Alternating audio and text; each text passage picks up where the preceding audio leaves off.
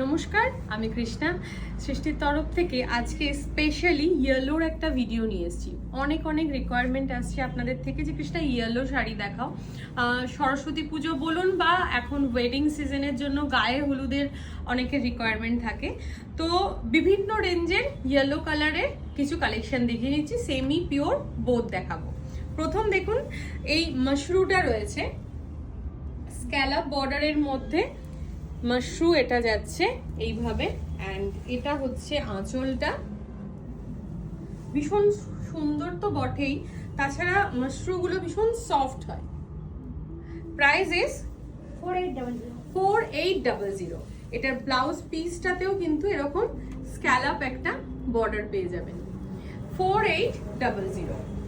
আচ্ছা, এটা একটা দেখুন, এই ইয়েলোটা একটু অকার ইয়েলো রয়েছে, বার্ড মোটিভের মধ্যে এইভাবে যাচ্ছে, বার্ড মোটিভের মধ্যে যাচ্ছে, অ্যান্ড পুরো শাড়িটা একটা সুন্দর শাইন রয়েছে, একটা বর্ডার রয়েছে, অ্যান্ড ব্লাউজ পিস এই যে এইভাবে যাচ্ছে ব্লাউজ পিসটা।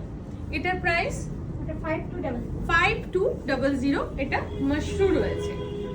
আচ্ছা, নেক্সট আর একটা দেখাচ্ছি, ডোলা বেদি র সিল্ক। এটা পিওরে রয়েছে, র সিল্ক ডোলা বেদি উইথ টেম্পল বর্ডার, অ্যান্ড পুরো শাড়িটার মধ্যে এরকম ছোট ছোট মাল্টি কালার বুটি রয়েছে, অ্যান্ড আঁচলটা দেখুন এইভাবে। ব্লাউজ পিস রেডের মধ্যে রয়েছে। প্রাইস 5800।